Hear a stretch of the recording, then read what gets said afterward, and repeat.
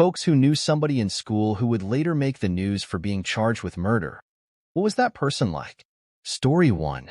Kinda strange dude, but very quiet and soft-spoken. Good at pencil drawing. About 5 years after high school, he took a kitchen knife in each hand and stabbed his uncle to death. Drove to his girlfriend's house, took a shit in her front yard, forced her into the car, and drove her to another state. Let her go and turned around and drove back.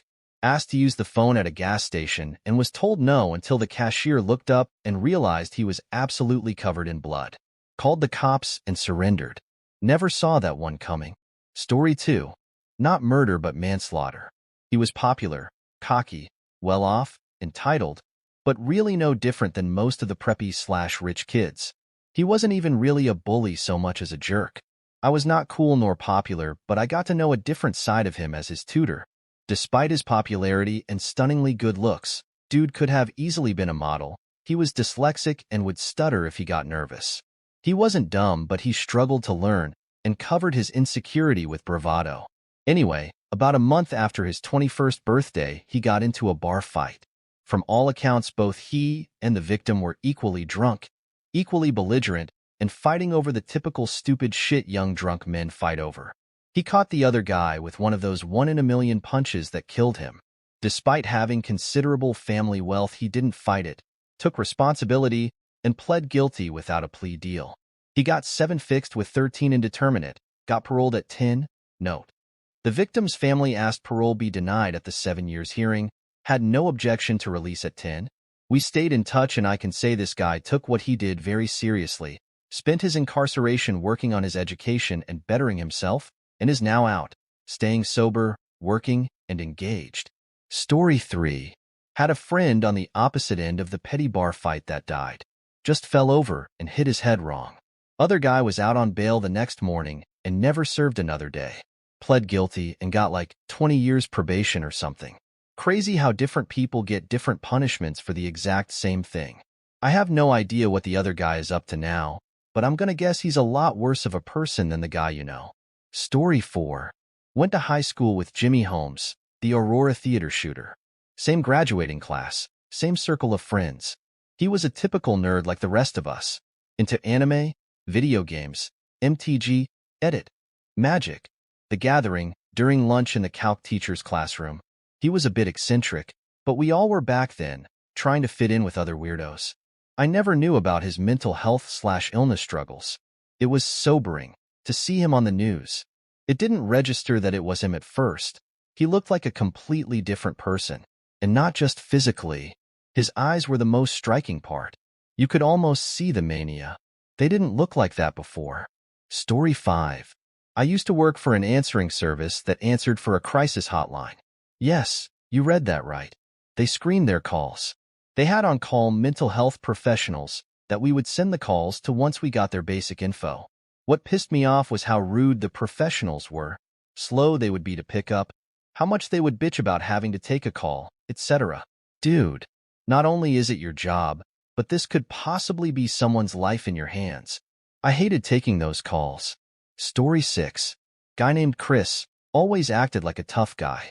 Wasn't fun to be around at all, just a dickhead at all times. In a bar, he lost a game of pool, ran his mouth to a bunch of guys bigger than him, got the shit beat out of him, came back and shot up the place, killing a couple people. Doing life, and probably still a dickhead. Story 7. She was my childhood bully, and I always thought she was a psychopath. She ended up convincing her boyfriend, a fair partner, to kill her husband, father of her children, while he was on leave, Army. Convicted of conspiracy to commit murder. Story 8. Attempted murder. She always had an excuse for why she did bad things. Cheated on tests? She didn't have time to study. Stole money from work? My bills were due. Hit her husband? He was too feminine. Went into so much debt that they lost their home? She deserved nice things. Hired a hitman?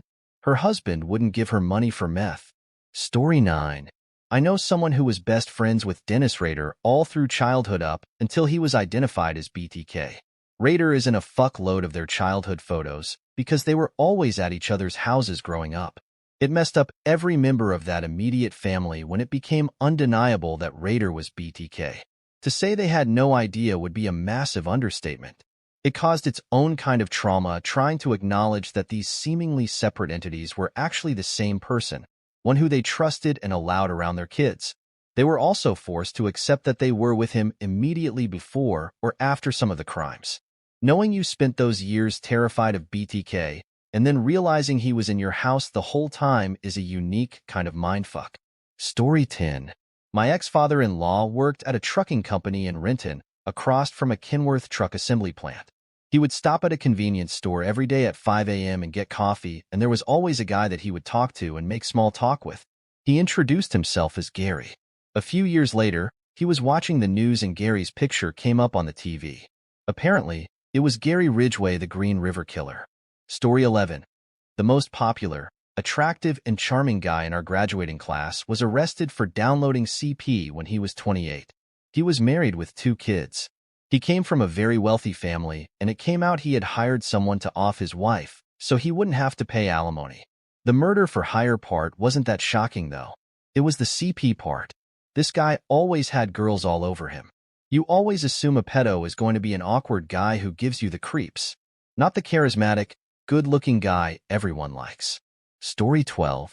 Was never charged because he committed suicide immediately after the murders when cornered by police, but my childhood next-door neighbor.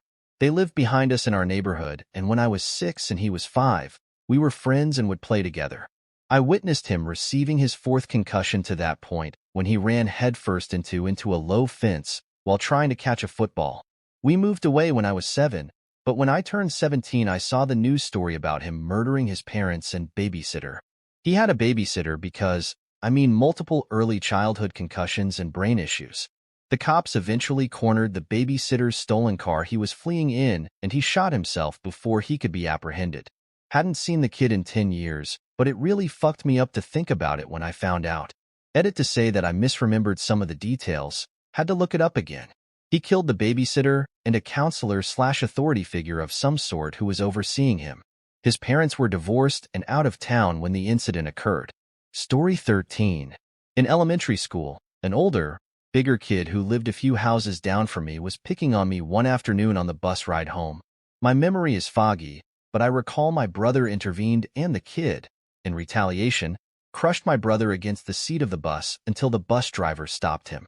I always knew him as a bully, stereotypically so, too. He was big for his age. Aggressive.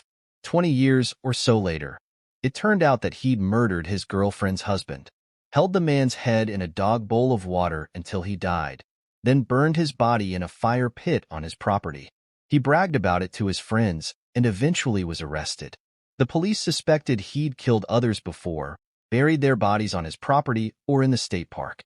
In an interview with the local paper, one of the detectives said something to the effect of, "I've investigated violent crimes for 30 years.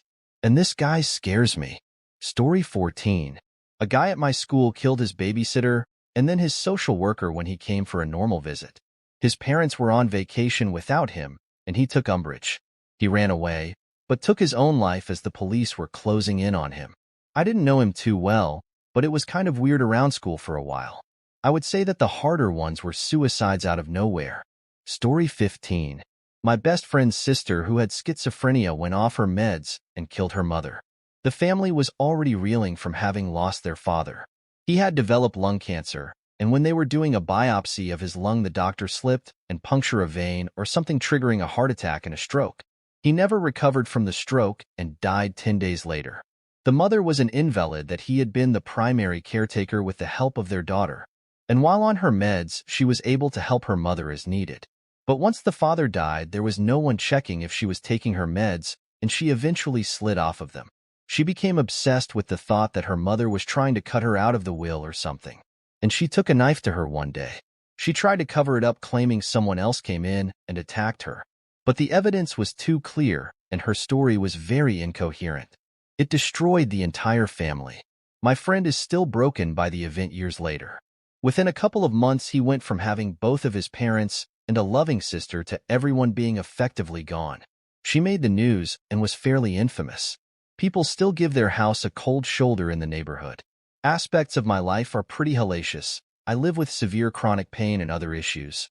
But I look at what happened to him and tell myself someone always has it worse.